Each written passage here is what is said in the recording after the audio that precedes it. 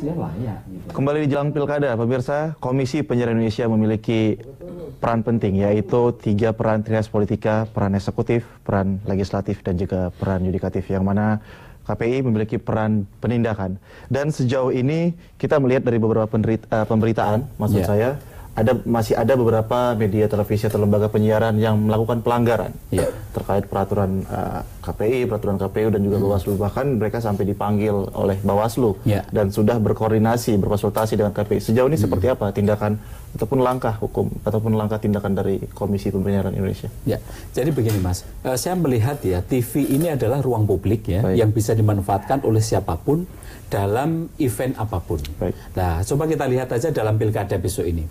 Pilkada besok ini kan sebenarnya kan ini gawenya atau ruang lingkup pekerjaannya KPU dan Bawaslu kan ya.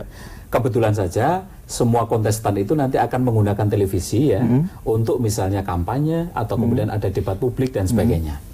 Makanya dalam posisi ini KPI selalu mengikatkan diri di dalam gugus tugas tadi. Lah kaitannya yang ditanyakan Mas Wahyu tadi ya, oh kemarin gimana? Saya boleh nyebut partainya nggak ini? Kebetulan ada salah satu partai itu pemiliknya itu juga salah satu pendiri dan penasehat kalau nggak salah ya di partai itu, kita sebut aja Partai Perindo. Nah itu kemarin kebetulan ketika kan ada Undang-Undang Nomor 7 tahun 2017 ya tentang pemilu, itu menyatakan memang partai itu nggak boleh beriklan kecuali pada 21 hari masa kampanye sebelum masa tenang itu. Kecuali memasuki waktu kampanye. Jadi meskipun sekarang ramainya soal pilkada, tapi begitu partai itu diverifikasi dan ditetapkan sebagai partai politik, ya nggak boleh sembarangan mengiklankan di media massa atau di rapat umum misalnya. Kalau pertemuan internal boleh, gitulah. Makanya pada tanggal 28 kemarin kita melayangkan surat peringatan dulu kepada Perindo itu, karena dia masih nongol di 3 atau 4 TV-nya itu. Ya, pertanyaannya adalah kenapa KPI nggak langsung negur gitu ya? Karena kita tahu, kita nunggu dulu deh ini rapat task force ini nanti tentunya putusan melanggar atau tidak melanggar itu kan diputuskan dulu oleh Bawaslu atau KPU gitu. Begitu mereka memutuskan bahwa partai ini melanggar dan diberi sanksi oleh Bawaslu atau KPU, maka pada saat yang bersamaan nanti KPI pun akan memberikan sanksi atau teguran kepada TV-nya. Nah, kira-kira sistem kerjanya seperti itu, Mas. Iya, baik Mas Rahmat. Untuk Mas Heri, seperti apa nih Mas Heri memandang masih ada ternyata beberapa media televisi, bahkan tadi satu grup ya mungkin ya media televisi ini masih melakukan pelanggaran. Radionya juga. Nanti gimana Mas Heri memandangnya? Iya, kalau pemilik, saya kira memang orientasi mereka pada akhirnya bagaimana media yang ada mereka miliki itu bisa dimaksimalkan kan untuk membangun katakanlah opini publik. Nah, kan televisi, radio itu adalah sarana untuk membangun opini publik. Nah, yang diatur itu misalnya tidak boleh iklan. Nah, kita bicara dalam konsep pesan politik lah, misalnya iklan politik tidak boleh, pertemuan umum tadi tidak boleh, rapat umum ya tidak boleh. Umum nggak boleh. Nah, sebenarnya kalau mereka kreatif mereka ada, itu bisa juga mereka bermain pada ranah-ranah program yang lain. Karena di dalam konsep pesan politik itu misalnya ada yang disebut dengan berita politik misalnya ya kan, masuk di situ seperti talk show seperti ini kan sebenarnya bisa. Tapi saya kira memang pada akhirnya kalau muatan-muatannya itu atau narasumbernya tidak berimbang, saya kira KPI juga akan melihat misalnya dalam sebuah program talk show.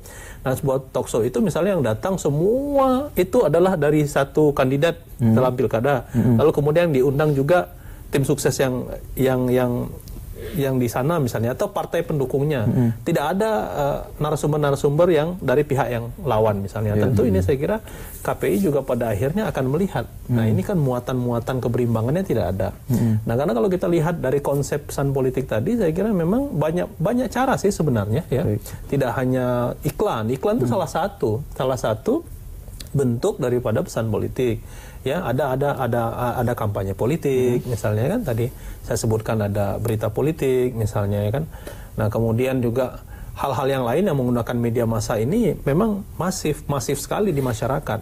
Kita lihatlah misalnya ya, saya pernah melakukan riset di satu wilayah yang memang itu terkenal dengan pemilih tradisional ya di wilayah Jawa Timur yang terkenal dengan Nahdien. Kita tahu patronase figur para Nahdien itu adalah figur kiai ya. Jadi patronase figur simbol kiai itu memang luar biasa di dalam pemilih tradisional. Tapi sejak munculnya berbagai macam media yang mengiklankan atau yang terus secara masif melalui media massa, pada akhirnya tingkat awareness publik masyarakat di wilayah-wilayah basis pemilih tradisional juga pada akhirnya seperti itu.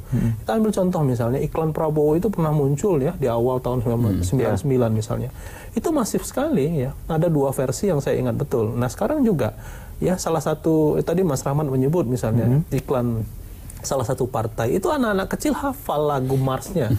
Nah, ini menurut saya juga pada akhirnya menjadi tidak berimbang bagi publik gitu. Jadi lagi-lagi memang di dalam sebuah kontestasi politik, pilkada maupun yang lebih besar nanti pileg dan pilpres, memang semua itu harus berimbang ya.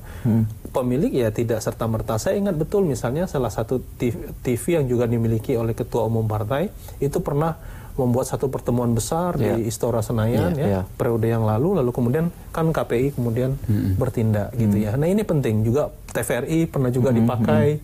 Kita salah satu partai waktu kita itu berkuasa, ini juga kemudian tidak boleh. Saya kira memang harus tegas terhadap semua peserta, baik di tingkat pilkada maupun di tingkat pemilihan presiden maupun pemilihan legislatif yang lebih besar. Kalau misalnya ini diatur sedemikian rupa lalu kemudian KPI tegas sesuai dengan kewenangannya, saya kira mereka juga pada akhirnya ya ada takut-takutnya itu, paling kucing-kucingan begitu ya. Baik, Mas Heri. Kesimpulan yang dapat saya ambil adalah keberimbangan ya atau berkeadilan. Nah, sejauh ini kan sebelumnya beberapa lembaga penyiaran memberikan ataupun menayangkan iklan-iklan tidak berimbang ya karena hanya fokus kepada 1-2 partai saja. Kalau kita beralih ke talk show atau dialog, misalnya di sebuah pilkada, kontestasi pilkada ada 4 pasangan calon. Apakah keempat-empatnya harus dijadikan seluruhnya atau hanya boleh 2 saja? Oke, saya jawabnya nggak muter dulu, nggak apa-apa Mas Wahid. Jadi begini, kalau fokus KPI di dalam mengawasi event pilkada ini, kita mengelompokkan menjadi 3. Baik.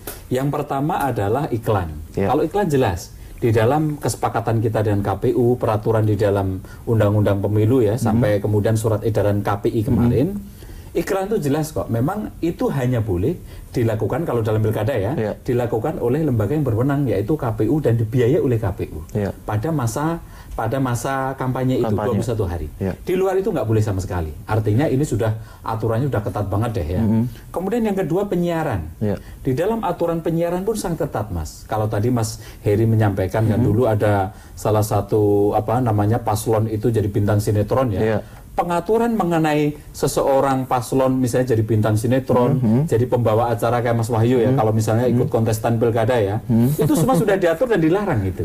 Termasuk apa? Yang seringkali Mas Heri itu ucapan selamat itu loh. Termasuk salah satu artis yang akhirnya mundur dari talk show ya. Seperti itu. Itu harus mundur memang.